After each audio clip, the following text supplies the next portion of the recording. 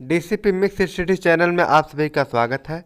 जैसा कि SSC GD constable exam के लिए न्यू क्वेश्चन पेपर स्टार्ट हो रहा है। पहला क्वेश्चन आपके बीच है, ऋग्वैदिक आर्य पशुचारी लोग थे। यह इस तथ्य से पुष्ट होता है कि इसमें ऑप्शन है आपके बीच, ऋग्वेद में गाय के अनेक संदर्भ हैं। दूसरा ऑप्शन है, अधिकांश युद्ध गायों के लिए लड़े गए थे। तीसरा ऑप्शन है, पुरोहितों को दिए जाने वाला उपहार प्रायः गायें होती थी, न कि जमीन। चौथा ऑप्शन है, उपर्युक्त सभी। ये एसएससी संयुक्त हायर सेकेंडरी 10+2 में स्तरीय परीक्षा 2010 में पूछा गया था। इसमें सही आंसर होगा विद्यार्थियों ऑप्शन नंबर डी, यानी ये चारों सही होने चाहिए।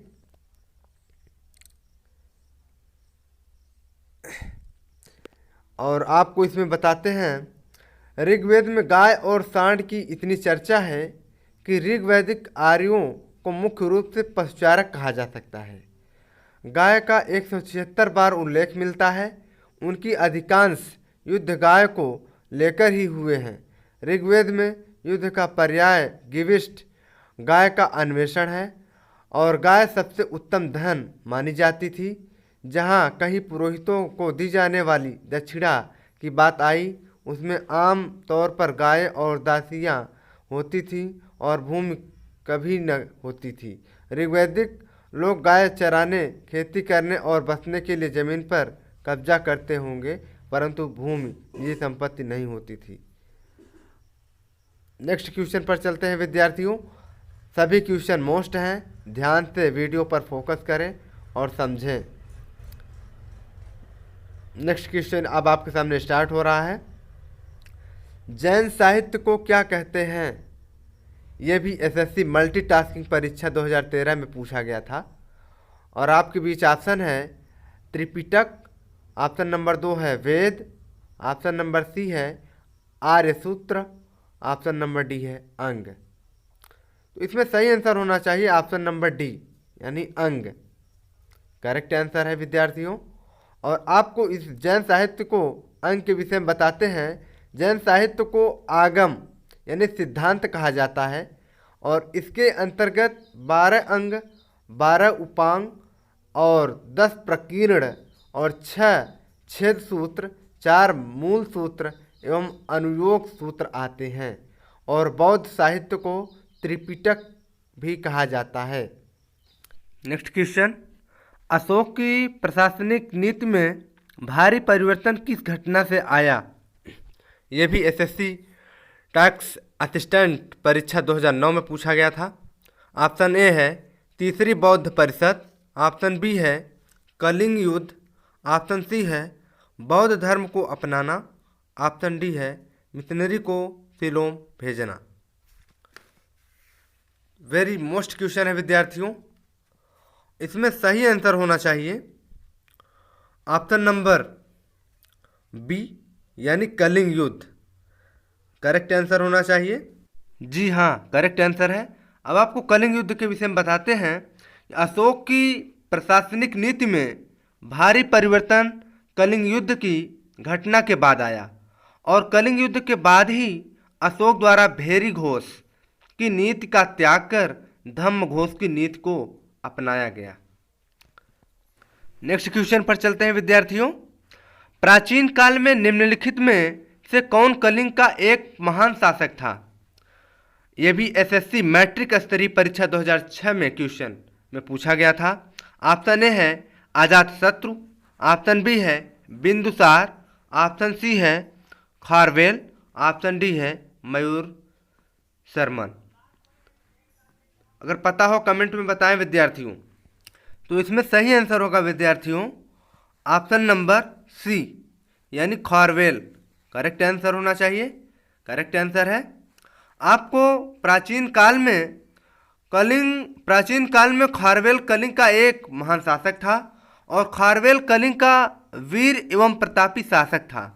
और इसके बारे में इसकी जानकारी का मुख्य स्रोत हाथी गुफा अभिलेख है और यह 2वीं सदी ईसा पूर्व में शासक हुआ था तथा इसका संबंध खारवेल के चेदी वंश से था और इसने अनेक विजयें प्राप्त की, जिनमें मगध के शासक बृहस्पति मित्र पर तथा दक्षिण के सातवाहन शासक पर विजय प्रमुख हैं। अतः यह जैन तीर्थंकर की मूर्ति को मगध से कलिंग ले जाने में सफल रहा और इसमें कृषि हेतु नहरों का निर्माण करवाया तथा प्राचीन नदी के दोनों तटों पर महाविजय प्रसाद नाम महल बनवाया और यह जैन धर्म की अनुयायी था। इसने ऐसा महाराज मेघवाहन कलिंग दीप्ति आदि उपाधियां की धारण की थी। नेक्स्ट क्वेश्चन पर चलते हैं। एलोरा में गुफा एवं शिलोत्कीर्ण मंदिर किसका प्रतिनिधित्व करते हैं? ऑप्शन ए है केवल बौद्धों को, ऑप्शन बी बौद्धों और जैनों का, ऑप्शन सी हिंदू और जैनों का, ऑप्शन डी हिंदू बौद्ध और जैनों का। ये एसएससी लोअर डिवीजन क्लर्क परीक्षा 2005 में पूछा गया था विद्यार्थियों। और एलोरा में गुफा एवं शिलोत्कीर्ण मंदिर प्रतिनिधित्व करते हैं तो वो है ऑप्शन डी यानी हिंदू बौद्ध और जैनों का करेक्ट आंसर। और आपको एलोरा में गुफा एवं शिलोत्कीर्ण मंदिर हिंदू बौद्ध और जैनों का प्रतिनिधित्व करते हैं। ये भी इस बात को ध्यान में रखिए कि एलोरा में गुफा एवं शिलोत्कीर्ण मंदिर हिंदू बौद्ध और जैनों का प्रतिनिधित्व करते हैं। नेक्स्ट क्वेश्चन पर चलते हैं। ह्वेनसांग किसने या किसके शासनकाल के दौरान भारत आया था? ऑप्शन ए चंद्रगुप्त प्रथम, ऑप्शन बी चंद्रगुप्त द्वितीय, option C Harshvardhan, option D Rudradaman. ये भी एसएससी संयुक्त स्नातक स्तर परीक्षा 2011 में इस क्वेश्चन को चुना गया था। तो ह्वेनसांग शासन काल के दौरान भारत आया था वो होगा ऑप्शन नंबर सी यानी हर्षवर्धन के द्वारा भारत आया था। और ह्वेनसांग जो है प्रसिद्ध चीनी यात्री ह्वेनसांग लगभग 630 से 643 ईस्वी के मध्य हर्षवर्धन के शासनकाल के दौरान भारत आया था। और ह्वेनसांग की भारत यात्रा का वृत्तांत सीयू की नामक ग्रंथ तथा उसके मित्र ह्विली द्वारा रचित ह्वेनसांग की जीवनी से प्राप्त होता है। और ह्वेनसांग के विवरण से तत्कालीन भारत के सामाजिक, राजनीतिक, आर्थिक, धार्मिक और प्रशासकीय पक्ष की जानकारी प्राप्त होती है। इस बात को भी ध्यान में रखा करें विद्यार्थियों। और मैं विवरण इसलिए देता हूं ताकि आप चारों ओर से जानते रहें और जानते रहेंगे तो कहीं से भी घुमा फिरा कर क्वेश्चन पूछ सकता है तो आप उसका आंसर दे सकते हैं और उस आंसर का नंबर आपकी आंसर शीट में जुड़ जाएगा। Next question. नियमित मुद्रा जारी करने वाला और दिल्ली को अपने साम्राज्य की राजधानी घोषित करने वाला दिल्ली का प्रथम सुल्तान कौन था? Option A Qutubuddin Aibak, option B Alam Shah, option C Balban, option D Iltutmish. ये भी वेरी मोस्ट क्वेश्चन है विद्यार्थियों। ये भी एसएससी संयुक्त स्नातक स्तरीय टायर फर्स्ट परीक्षा 2005 में पूछा गया था। इसका सही आंसर होना चाहिए विद्यार्थियों ऑप्शन नंबर डी यानी इल्तुतमिश करेक्ट आंसर है। और आपको इसके विषय में बताते हैं कि दिल्ली सल्तनत का उद्धारक इल्तुतमिश को माना जाता है और इसकी सल्तनत का प्रथम शासक कुतुबुद्दीन ऐबक 1206 से 1210 ईस्वी तक था। और किंतु दिल्ली सल्तनत का वास्तविक संस्थापक इल्तुतमिश यानी 1211 से 1236 ईस्वी तक था, क्योंकि दिल्ली सल्तनत की शाही संरचना, प्रमुख अंगों, इक्ता प्रणाली, सैन्य व्यवस्था और मुद्रा प्रणाली को सुव्यवस्थित करने का श्रेय इल्तुतमिश को दिया जाता है। इसके साथ ही इल्तुतमिश ने ही सर्वप्रथम लाहौर के स्थान पर दिल्ली को अपनी राजधानी बनाया। और के निजामी के अनुसार इल्तुतमिश ने दिल्ली सल्तनत को एक व्यक्तित्व, एक पद, एक प्रेरणा शक्ति, एक शिक्षा, एक शासन व्यवस्था और शासक वर्ग प्रदान किया। नेक्स्ट क्वेश्चन पर चलते हैं। इस सभी बातों को ध्यान रखें। गोवा के महत्वपूर्ण किले को बहमनियों से छीनने वाला प्रथम विजयनगर शासक कौन था? Option A Harihar second, option B Bukka first, option C Harihar first, option D Devaraya second. ये भी एसएससी संयुक्त हायर सेकेंडरी 10+2 स्तरीय परीक्षा 2015 में इस क्वेश्चन को चुना गया था। तो गोवा के महत्वपूर्ण किले को बहमनियों से छीनने वाला प्रथम विजयनगर शासक था, तो वो था हरिहर सेकंड। सही आंसर होना चाहिए ऑप्शन नंबर ए। वाह, लाजवाब क्वेश्चन है। अब गोवा के बहमनियों से प्रथम छीनने वाला प्रथम विजयनगर शासक हरिहर सेकंड था। वो भी 1377 ईस्वी में उसने बहमनी सुल्तान मुजाहिद की मृत्यु के कारण हुई अव्यवस्था का लाभ उठाकर गोवा को जीत लिया गया। ठीक है, इन सभी चीज़ों को ध्यान से पढ़िए, चारों ओर से समझिए, और कहीं न कहीं तरीके से क्वेश्चन को घुमा फिरा कर क्वेश्चन में रख देता है। और ध्यान रखिए कि 1377 ईस्वी में बहमनियों सुल्तान मुजाहिद की मृत्यु के कारण हुई। नेक्स्ट क्वेश्चन पर चलते हैं। बाबर की मृत्यु कहाँ हुई थी? Option A Agra, option B Kabul, option C Lahore, option D Delhi. ये भी एसएससी टैक्स असिस्टेंट परीक्षा 2009 में पूछा गया था। तो इसका सही आंसर होना चाहिए, बाबर की मृत्यु हुई थी तो वो हुई थी ऑप्शन नंबर ए, यानी आगरा में हुई थी। Correct answer. आपको बाबर की मृत्यु के विषय में बताते हैं। बाबर की मृत्यु 26 दिसंबर 1530 ईस्वी को आगरा में हुई थी, और प्रारंभ में उसे नूर अफगान यानी आधुनिक आराम बाग में दफनाया गया था, और परंतु बाद में उसे काबुल में उसी के द्वारा चुने गए स्थान पर दफनाया गया। ठीक है, फिर से इसे रिपीट करा देते हैं। मृत्यु हुई थी 26 दिसंबर 1530 को आगरा में, और नूर अफगान यानी आधुनिक आराम बाग में दफनाया गया था। नेक्स्ट क्वेश्चन, शिवाजी के राज्य की राजधानी कहाँ थी? Option A Pune, option B Karwar, option C Purandar, option D Raigad. ये भी एसएससी मैट्रिक स्तरीय परीक्षा 2006 एवं 2000 में पूछा गया था। और जितने भी क्वेश्चन आप में वीडियो में बनाए हुए हैं सभी मोस्ट हैं, ध्यान से पढ़ लीजिएगा। इसका सही आंसर होना चाहिए ऑप्शन नंबर डी, यानी रायगढ़। शिवाजी की राज्य की राजधानी रायगढ़ थी। आपको शिवाजी के विषय में थोड़ा बताते हैं। शिवाजी के राज्य की राजधानी रायगढ़ थी। शिवाजी द्वारा 1674 ईस्वी में अपना राज्याभिषेक यहीं पर करवाया गया था।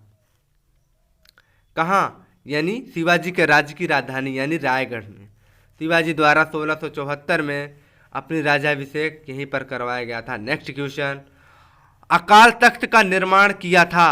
ऑप्शन ए गुरु रामदास ने, ऑप्शन बी गुरु तेग बहादुर ने, ऑप्शन सी गुरु हरगोविंद ने, ऑप्शन डी गुरु नानक ने।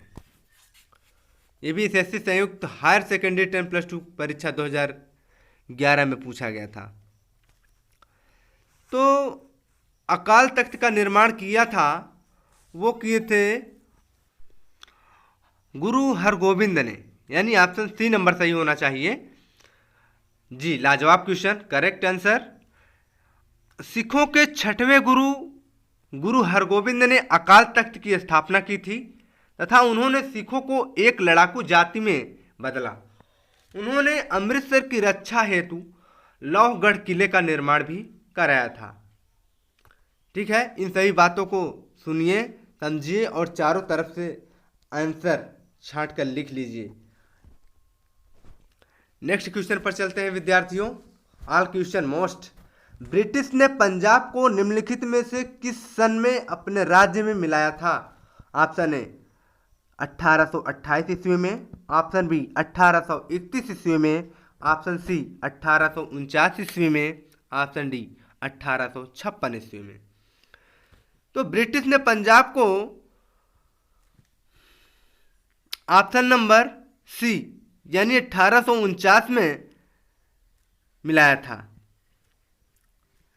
लॉर्ड डलहौजी ने गुजरात युद्ध के बाद 1849 ईस्वी में पंजाब का विलियत यानी विली ब्रिटिश साम्राज्य में किया था, और 1849 ईस्वी में पंजाब की प्रशासनिक व्यवस्था 3 सदस्यों की एक कमेटी को सौंपी गई, और हेनरी लॉरेंस को प्रशासनिक व्यवस्था, जॉन लॉरेंस को भू राजस्व प्रबंध तथा चार्ल्स मैसन को न्याय विभाग का अध्यक्ष बनाया गया। इस प्रकार पंजाब राज्य ब्रिटिश साम्राज्य का एक अंग बन गया।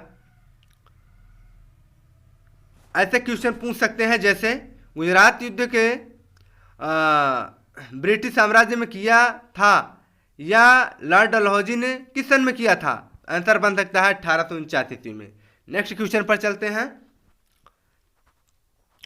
भारत से ब्रिटेन की ओर संपत्ति के अपवहन यानी ड्रेन ऑफ वेल्थ का सिद्धांत किसने प्रतिपादित किया था? ऑप्शन ए गोपाल कृष्ण गोखले ने, ऑप्शन बी दादा भाई नौरोजी ने, ऑप्शन सी सुरेंद्र नाथ बनर्जी ने, ऑप्शन डी लाला लाजपत राय ने। यह भी एसएससी मैट्रिक स्तरीय परीक्षा 2001, एसएससी स्नातक स्तरीय परीक्षा 2006 में भी पूछा गया था। और भारत से ब्रिटेन की ओर संपत्ति के अपवहन यानी ड्रेन ऑफ वेल्थ का सिद्धांत वो किए थे ऑप्शन नंबर बी यानी दादा भाई नौरोजी ने किए थे। और करेक्ट आंसर होना चाहिए बी नंबर, करेक्ट आंसर है। और आपको इसके विषय में बताते हैं, दादा भाई नौरोजी को महान वृद्ध पुरुष यानी grand old man of India कहा जाता है। यह प्रथम भारतीय थे जिन्हें 1892 ईस्वी में उदारवादी दल की ओर से ब्रिटेन के हाउस ऑफ कॉमन्स का सदस्य चुना गया। इन्होंने ही सर्वप्रथम भारत में राष्ट्रीय आय के आंकड़ों की गणना करने का प्रयास किया। इन्होंने रहनुमाई सभा तथा ईस्ट इंडिया एसोसिएशन की स्थापना की तथा 1867 से 1868 ईस्वी तक अपनी रचना poverty and un British rule in India में धन का अपवाहन यानी ड्रेन ऑफ वेल्थ का सिद्धांत प्रस्तुत किया, जिसमें यह दर्शाया कि किस प्रकार भारतीय उन ब्रिटेन द्वारा लूटा जा रहा था।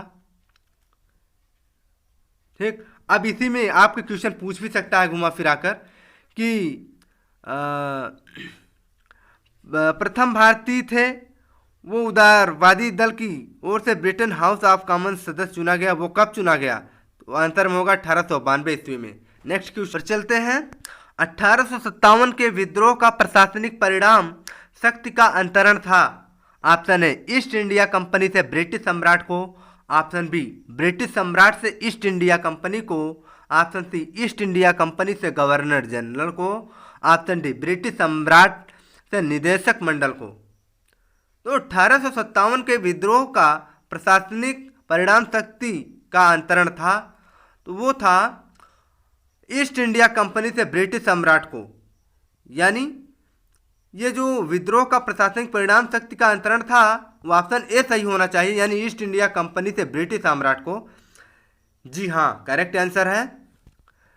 और आपको इसके विषय में थोड़ा सा जानकारी देना चाहते हैं। 1858 ईस्वी में ब्रिटिश संसद द्वारा पारित कानून द्वारा शासन का अधिकार ईस्ट इंडिया कंपनी से लेकर ब्रिटिश सम्राट को दे दिया गया और इसके पूर्व भारत पर सत्ता कंपनी के डायरेक्टरों और बोर्ड ऑफ कंट्रोल की थी। अब शासन का भार एक ब्रिटिश सरकार के मंत्री, जिसे भारत मंत्री अथवा सेक्रेटरी ऑफ स्टेट कहा जाता था, को दे दिया गया और उसकी सहायता के लिए एक काउंसिल नियुक्त कर दी गई। और आपसे इसमें भी क्वेश्चन पूछ सकता है, जैसे कह सकता है कि अधिकार ईस्ट इंडिया कंपनी से लेकर ब्रिटिश सम्राट को दे दिया गया, वो कब दे दिया गया? 1858 ईस्वी में, यानी ब्रिटिश संसद द्वारा पारित कानून द्वारा शासन का अधिकार में। नेक्स्ट क्वेश्चन, अंग्रेजों ने भारत में रेलवे किस उद्देश्य से शुरू की थी? ऑप्शन ए भारत में भारी उद्योग को आगे बढ़ाने के लिए, ऑप्शन बी ब्रिटिश वाणिज्य और प्रशासनिक नियंत्रण की सुविधा के लिए, ऑप्शन सी दुर्भिक्ष की स्थिति में खाद्यान्न पहुंचने के लिए, ऑप्शन डी ताकि भारतीय देश में मुक्त रूप से घूम सके। ये भी एसएससी टैक्स असिस्टेंट परीक्षा 2009 में पूछा गया था और इस बार पूरे क्वेश्चन लाजवाब है विद्यार्थियों। सभी क्वेश्चन को फोकस करें और अच्छे से रट के जाएं और जीके के ऑल क्वेश्चन मोस्ट हैं, इस बार सभी क्वेश्चन पूछे जा सकते हैं। इसमें सही आंसर होगा ऑप्शन नंबर बी, यानी ब्रिटिश वाणिज्य और प्रशासनिक नियंत्रण की सुविधा के लिए। और अंग्रेजों ने भारत में रेलवे को ब्रिटिश वाणिज्य और प्रशासनिक नियंत्रण की सुविधा के लिए शुरू की थी। इस बात को भी ध्यान रखना कि अंग्रेजों ने भारत में रेलवे को ब्रिटिश वाणिज्य और प्रशासनिक नियंत्रण की सुविधा के लिए शुरू की थी। नेक्स्ट क्वेश्चन, पंजाब में कृषि आंदोलन आयोजित करने के लिए लाला लाजपत राय को किस वर्ष निर्वासित करके मॉडले भेजा गया था? ऑप्शन ए 1905 ईस्वी में, ऑप्शन बी 1907 ईस्वी में, ऑप्शन सी 1909 ईस्वी में, ऑप्शन डी 1911 ईस्वी में। तो ये जो क्वेश्चन कर रहा है मेरा, पंजाब में कृषि आंदोलन आयोजित करने के लिए लाला लाजपत राय को 1907 ईस्वी में निर्वासित करके मॉडले भेजा गया था। ऑप्शन बी सही होना चाहिए, करेक्ट आंसर है। और इसके विषय में थोड़ा सुनिए विद्यार्थियों, पंजाब में कृषि आंदोलन आयोजित करने के लिए लाला लाजपत राय को 1907 ईस्वी में निर्वासित कर मॉडले भेजा गया था। और ये पूछा जा सकता है कि 1907 ईस्वी में निर्वासित कर मॉडले किसे भेजा गया था, तो आंसर बन सकता है लाला लाजपत राय को। नेक्स्ट क्वेश्चन, फासिस्टवाद की विचारधारा किस देश में विकसित हुई थी? Option A Germany, option B Japan, option C Italy, option D रूस। तो फासिस्टवाद की विचारधारा वो हुई थी ऑप्शन नंबर सी यानी इटली, करेक्ट आंसर है। इटली देश में विकसित हुई थी। और मुसोलिनी प्रारंभ में इतालवी कम्युनिस्ट पार्टी का सक्रिय सदस्य था, किंतु प्रथम विश्व युद्ध के दौरान वह घोर राष्ट्रवादी बन गया और युद्ध के बाद उसने फैसियो आंदोलन में भाग लेना प्रारंभ किया। मुसोलिनी ने अपनी शक्ति फासिस्टों को संगठित करने में लगा दी और इस दल का प्रभाव बड़ी तेजी से पूरी इटली में फैलने लगा। 1922 ईस्वी में आते आते वह इटली का शक्तिशाली व्यक्ति हो गया। नेक्स्ट क्वेश्चन पर चलते हैं विद्यार्थियों, भारत की संविधान सभा का अध्यक्ष कौन था? Option A doctor B R. Ambedkar यानी doctor Bhimrao Ambedkar, option B doctor Rajendra Prasad, option C doctor B N. Rao, option C Pandit Jawaharlal Nehru.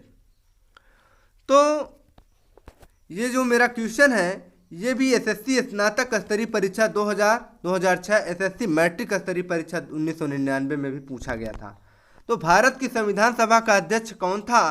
इसमें सही आंसर होना चाहिए विद्यार्थियों ऑप्शन नंबर बी यानी डॉक्टर राजेंद्र प्रसाद, डॉक्टर राजेंद्र प्रसाद। तो भारत की संविधान सभा के अध्यक्ष डॉक्टर राजेंद्र प्रसाद थे। 9 दिसंबर 1946 को संविधान सभा द्वारा सच्चिदानंद सिन्हा को अस्थायी अध्यक्ष चुना गया था, जबकि 11 दिसंबर 1946 को डॉक्टर राजेंद्र प्रसाद संविधान सभा के अस्थायी अध्यक्ष के रूप में निर्वाचित हुए थे और बाद में डॉक्टर राजेंद्र प्रसाद भारत के प्रथम राष्ट्रपति भी हुए। इन सभी चीज़ों को जानकारी में रखते हुए विद्यार्थियों पढ़ा करें और इन सभी जो आपको विवरण में दिए गए हैं बाद में क्वेश्चन ऑप्शन के बाद में इसलिए दिए गए हैं ताकि आपको घुमा फिरा कर कहीं से भी क्वेश्चन तोड़कर जवाब में ले सकते हैं, इसलिए ध्यान में रखिए। नेक्स्ट क्वेश्चन, भारतीय संविधान में किस प्रकार के रिटों की विशिष्ट व्यवस्था नहीं की गई है? ऑप्शन ए परमादेश, ऑप्शन बी प्रतिषेध, ऑप्शन सी व्यादेश, ऑप्शन डी निषेध। ये भी मोस्ट क्वेश्चन है। एसएससी संयुक्त हायर सेकेंडरी 10+2 स्तरीय परीक्षा 2012 में चुना गया था। तो भारतीय संविधान में ये जो क्वेश्चन पूछा गया है रिटों की विशिष्ट व्यवस्था नहीं की गई है वो होगा ऑप्शन नंबर सी यानी व्यादेश में। और इसके विषय में थोड़ा जानकारी लीजिए विद्यार्थियों। मूल अधिकारों के उल्लंघन की स्थिति में उच्चतम न्यायालय एवं उच्च न्यायालयों को 5 प्रकार की रीटें जारी करने की शक्ति हैं।